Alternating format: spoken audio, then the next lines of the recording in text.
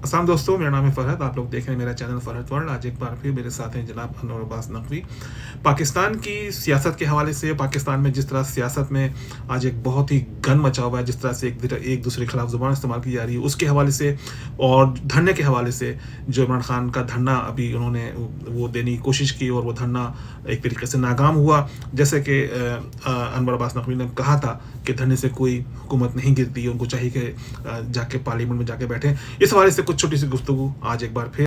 जी जनाब, अस्सलाम वालेकुम। वालेकुम सलाम। भाई, अब तो पाकिस्तान की सियासत के बारे में बात करते में शर्म आने लगी है, क्योंकि अब पाकिस्तान की सियासत नहीं है, पाकिस्तान में गलाज़त है जिसको सियासत का नाम दे दिया गया है। यानी कि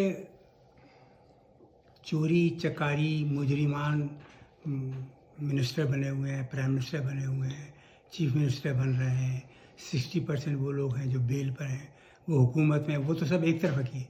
लेकिन जो ज़ुबान एक दूसरे के लिए इस्तेमाल की जा रही है, जो तू तड़ाक की ज़ुबान इस्तेमाल की जा रही है, वो हैरान कुन है। मेरी समझ में नहीं आता कि ये सब लोग पढ़े लिखे लोग हैं, सब लोग पूरे पाकिस्तान के माशरे में रहे हुए हैं और उनको इस्लामी आदाब और अखलाक भी मालूम है, तो फिर उसके बाद ये क्या कहानी हो रही है इस तरह से, और ये हम दूसरे अपने अपने नौजवान नस्ल को क्या सिखा रहे हैं। खैर, अब इसको तो छोड़िए। तो जैसे पिछली मरतबा मैंने कहा था कि अर्ज़ किया था आपके सामने, और मैं नहीं अर्ज़ किया था, बल्कि अब तो तकरीबन हर एंकर ये कह रहा है कि अभी भी वक्त है कि इमरान खान, उनकी पार्टी जो है, मुल्क को एक तरह से जो बिल्कुल एक पहिए पे डिसबैलेंस्ड हो गई है। यानी पार्लियामेंट है और पार्लियामेंट में सिर्फ 18-19 पार्टियों का एक इत्तेहाद है। हत्ता कि वो 2-3 आदमी जो रह गए उनमें से आप गौर कीजिए, राजा रियाज साहब वो अपोजिशन लीडर बने, क्योंकि और वो सारे कवानीन खटाखट पास करते चले आ रहे हैं। और इनका ये ख्याल था कि वो उनको मजबूर हो जाएंगे वो कराने के लिए ज़िमनी इंतखाबात। उन्होंने ये किया कि उनके इस्तीफ़े मंजूर नहीं किए, तो न वो यहाँ है ना वहाँ है। तो दूसरे लोग भी यही मशवरा दे रहे हैं, मेरा भी यही मशवरा है इमरान खान के लिए कि बेहतर ये है कि वो मई अपने सारे मेंबरान के अपने इस्तीफ़े वापस लें, क्योंकि वो इस्तीफ़े मान ही नहीं रहे, और जाके वहाँ बैठें और अपोजिशन लीडर बने, और उसके बाद जो कवानीन गलत बने उनको कोशिश कर रेजिस्ट करें, और नए कवानीन बुरे बनने वाले हैं उनको रोकें। लेकिन जो भी उनको मशवरा देता है, जो मैंने जो एंकर्स को देखा जो बड़े, वो यही कहते हैं कि हम मशवरा दे रहे हैं लेकिन वो मानेंगे नहीं। तो मेरी एक बात समझ नहीं आ रही कि क्या पीटीआई की कोई कोर कमेटी है, उसमें इतने बड़े बड़े नाम हैं, इतने बड़े बड़े तजर्बेकार पढ़े लिखे लोग बैठे हुए हैं, तो वो क्या किसी किस्म का मशवरा नहीं दे पा रहे, कोई आगे रास्ता नहीं निकाल पा रहे? क्योंकि इस वक्त उनके सामने अब जो 4-6 दिन का उन्होंने अल्टीमेटम दिया था, जिसमें से भी 3 दिन गुजर चुके हैं, तो अब उस अल्टीमेटम के बाद वो क्या करेंगे? ये बात तो वाज़ेह हो गई है कि अगर वो किसी भी क्वार्टर से उम्मीद लगाए बैठे थे तो वो उनकी हेल्प करेंगे, कि वो उनकी हेल्प करेंगे, एक डेढ़ दिलवा देंगे, वो गलत है। और गवर्नमेंट ने पहले ही कह दिया कि हम 1.5 साल पूरा करेंगे। अब वो 1.5 साल में क्या करेंगे? जो आप जब उनको फ्री हैंड देंगे तो करेंगे, तो जो दिल में कर रहे हैं, जो दिल में कर लें, इसलिए कि कोई अपोजिशन है ही नहीं। तो अब भी वक्त है कि वापस जाएं, बैठें, और थोड़ी शर्मिंदगी उनको होगी, लेकिन कोई बात नहीं है। पॉलिटिक्स से इतने यू टर्न उन्होंने लिए हैं 3.5 साल में, तो एक यू टर्न और सही। अब आगे उन्हें करना क्या है? ये बात तो वाज़ेह हो गई है कि पाकिस्तान में जिस तरह का इनकलाब आना चाहिए या आना ज़रूरी है, उसका आना बहुत मुश्किल है, क्योंकि ना तो कोई पार्टी ऐसी है तैयार है इस बात के लिए कि वो इनकलाब ला सके, ना कोई लीडर इस पायका है। निकला है हर इनकलाब जो अपना लीडर खुद भेजता है, अवाम अपने लीडर खुद चुनते हैं, तो वो तो एक अलग बात है, वो तो अल्लाह की मेहरबानी है कि अगर कोई आदमी ऐसा निकल आए, लेकिन इस वक्त बहरहाल नहीं है। तो अभी तो आप सिर्फ एक बात पक्की है कि कम से कम 1.5 साल के बाद इलेक्शन होंगे। तो अब इस 1.5 साल के पीरियड के अंदर, मैं अभी इमरान खान के पर्सपेक्टिव से बात कर रहा हूँ, बाद में मैं जो मुत्तहदा हुकूमत है या मुत्तहदा अपोजिशन है उसके पर्सपेक्टिव से बात करूँगा। जी, کیونکہ اصلی مقصد تو یہ ہے کہ ملک بہتر کیسے چلے، اصل مسئلہ آف کورس یہی ہے. یہ ہے. جی. تو ابھی میں عمران خان کی بات کر رہا ہوں. تو عمران خان کو چاہیے کہ اپنی پارٹی کو ایک ویل نٹ پارٹی بنائے. وہ خود ہر ضلع میں جائیں، خود ہر ضلع میں جو وہاں کے ممبران ہیں ان سے بات کریں، ان میں سے خود چھانٹ کے نکالیں. مگر میں نے جیسے پہلے بھی عرض کیا تھا کہ ان میں مردم شناسی بہت کم ہے، بہت کم لیڈروں میں ہوتی ہے. مثلا مجھے یاد ہے کہ میں ان کے ساتھ کام کرتا تھا، جتوئی صاحب کے ساتھ. جب بھی جتوئی صاحب اپنا دوسرا آدمی، جب وہ انہوں نے بنائی تھی پاکستان نیشنل پیپلز پارٹی، تو میں اس کی سینٹرل کمیٹی کا ممبر تھا، جو بھی وہ آدمی چنتے تھے وہ غلط آدمی چنتے تھے. اور مجھے حیرانی ہوتی تھی کہ جو آدمی سب سے غلط ہے وہی ان کو سب سے بہتر لگتا ہے. تو کچھ اسی طرح کی خوبی یا بس بعض لوگوں کو خوشامد پسند ہوتی ہے یا نہیں، یہ میں نہیں سمجھ سکتا. بات بس ہے کہ یہ مردم شناسی بھی ایک وصف ہے جو اللہ کی طرف دیا جاتا ہے کہ آدمی دیکھ کے پہچان لے کہ یہ آدمی کتنا گہرا ہے. تو پہلی بات تو یہ کہ ڈسٹرکٹ وائز یہ اپنی پارٹی کو تیار کریں، اس کو ویل نٹ لیڈرشپ اس کی ہو، ہر آدمی کو معلوم ہو کہ اس کا کیا کام کرنا ہے، ایک بھیڑ کی طرح نہیں، ایک آرگنائزڈ اس کی طرح.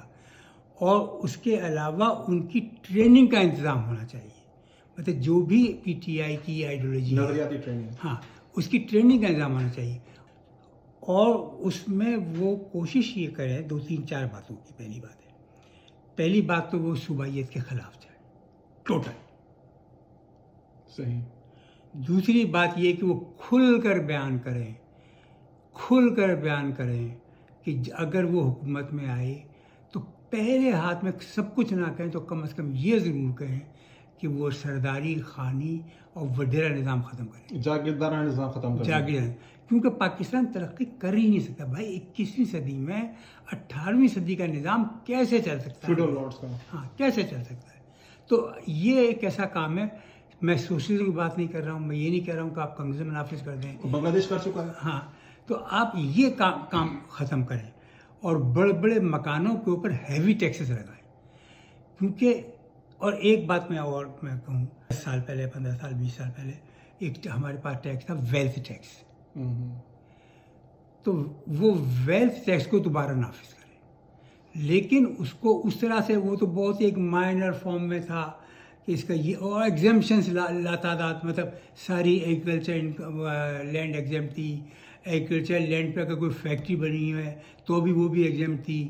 اگر کسی وڈیرے کا محل بنا ہے تو وہ بھی ایگزمپٹ تھا. تو وہ ویلتھ ٹیکس لگائیں اور اس پہ ایگزمپشن ختم کریں، تاکہ وہ ٹیکس ایسا ہے کہ ڈائریکٹ ٹیکس ہے امیروں پر. دیکھیے، انکم ٹیکس میں تو آپ کو 3-4 باتیں طے کرنی پڑتی ہیں. آپ کو یہ بتانا پڑتا ہے، ثابت کرنا پڑتا ہے انکم ٹیکس آفیسر کو کہ اتنا انکم ہوئی. پھر یہ ثابت کرنا پڑتا ہے کہ یہ خرچہ ہوا، اور پھر یہ نیٹ انکم ہوئی، اور اس پہ اتنا ٹیکس ہوا. اس کے بعد اس میں اتنا ایگزمپشن ہے انکم ٹیکس میں کہ ٹیکس لگانے کی، جو میں جیسے پچھلی دفعہ کہا تھا، اگر 25 صفحے ہیں تو 150 صفحے جو ایگزمپشن کے ہیں. تو وہ سارے ایگزمپشن ختم کریں، کیونکہ اب آپ آ گئے ہیں ایک ایسے حالات میں کہ یا تو آپ بھوکے مریں گے یا اپنے آپ کو سدھاریں گے اور اپنے آپ کو آسٹریٹی پروگرام خود کریں گے. ایک تو ہوتا ہے ملک میں قحط پڑ جانا، ایک ہوتا ہے کہ آپ آرگنائز ہو کے راشن سسٹم نافذ کریں اور جو بھی اپنا پیٹ کاٹیں، اپنے چیزیں کریں. اور یہ جو بڑے بڑے مکان ہیں اور یہ جو لوگ ہیں امیر ہیں اور شادیوں پہ اتنا خرچ ہو رہا ہے تو اس کے اوپر ہیوی ٹیکسیشن کریں. تو وہ مطلب وہ گوشت کاٹنے جو نظر آ رہا ہے، لٹکتا ہوا گوشت ہے، اور عوام کے اوپر کم سے کم بوجھ ڈالیں. مگر اتنا بڑی اپر کلاس ہے، اتنی جو جن کی ایک حد ہو گئی ہے، جن کی گھڑیاں جو ہیں وہ کیا کہتے ہیں 75 لاکھ کی گھڑیاں پہنتے ہیں، جن کے بچے یہ کرتے ہیں، ان کے اوپر توجہ کریں. وہ سب کو نظر آتے ہیں، وہ کچھ چھپے ہوئے کونوں میں نہیں بیٹھے ہیں. ان کے مکان نظر آتے ہیں، ان کے گھر نظر آتے ہیں. بات یہ ہے کہ انہی کے نمائندے تو اسمبلی میں بیٹھے ہوتے ہیں. وہ جو بھی ہو، لیکن اب آپ کو ملک کو بچانا ہے کہ نہیں بچانا ہے، یہ عمران خان کو سوچنا ہے. یہ عمران خان کو یہ پارٹی کی تربیت کرنی ہے اور الیکشن کی تیاری کرنی ہے.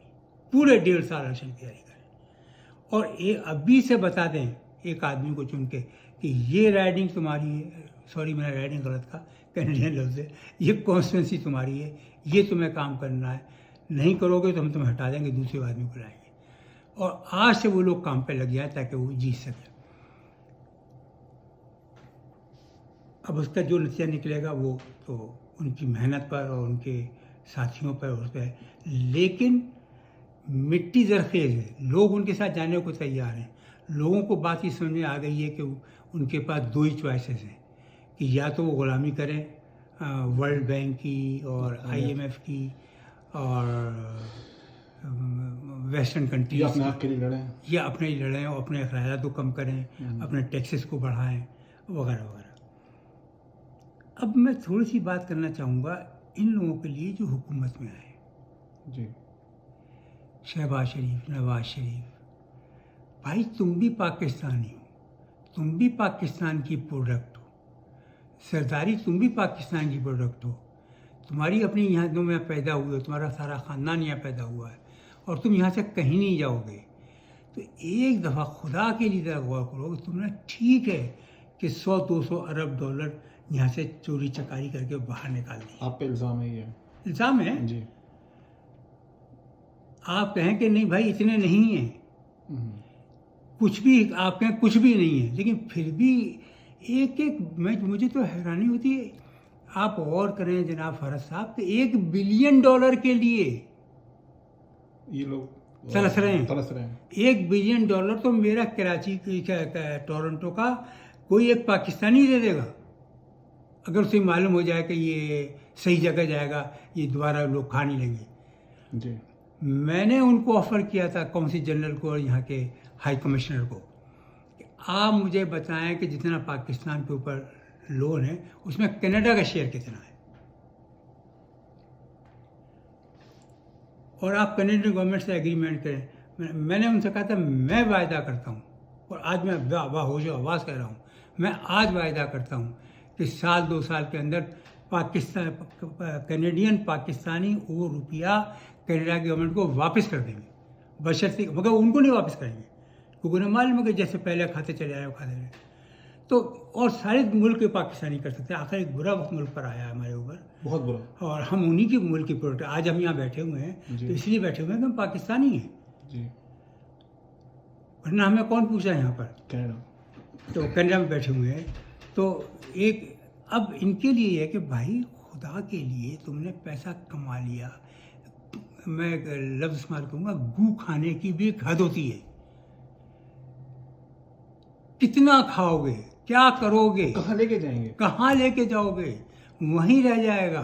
करना क्या इतने पैसे का? हाँ, करना क्या इतने पैसे का? ठीक है अपनी औलाद के लिए छोड़ दो, जब औलाद के घर, औलाद को तो उन्होंने वज़ीर बना दिया। हाँ, तो उनको बाहर का बना दिया। तो फिर भी अगर आदमी, मैं समझता हूँ कोई मुश्किल नहीं है, काम करना चाहे कर सकते हैं। कोई मुश्किल नहीं है भुट्टो ख़ानदान के लिए और इसके ख़ानदान के लिए, नवाज शरीफ के और दूसरे उमरा, कि ये 5-7-6 बिलियन डॉलर जो हैं पाकिस्तान को दे के पाकिस्तान की जान छुड़ाएं, और पाकिस्तानी एहसानमंद होंगे और भूल जाएंगे कि उन्होंने ये पैसा लूटा था। खुदा के लिए आगे मुंह दिखा, अल्लाह को मुंह दिखाना, ये तो सोचो। पाकिस्तान को छोड़ो, भी मरने के लिए तैयार बैठे हो। अगर अब भी वक्त है, 5 साल में एक मुल्क बन जाता है। सिर्फ 5 साल अगर हम लोग इस मुल्क को चला लें, और ये जो 19 पार्टियों का या 18 पार्टियों का इत्तेहाद है, ये मेरी समझ में नहीं आएगा कि कैसे चलेगा, क्योंकि इसमें लेफ्टिस्ट भी हैं, इसमें राइटिस्ट भी हैं एक्सट्रीम, इसमें ये भी हैं, मजहबी पार्टियां भी हैं, और 2 राइवल भी हैं जो हमेशा से दूसरे खिलाफ थे। हाँ, मतलब यही शहबाज शरीफ साहब थे जिन्होंने कहा था कि मैं जरदारी का पेट फाड़ के सारी दौलत निकलवा लूँगा और घसीटूँगा।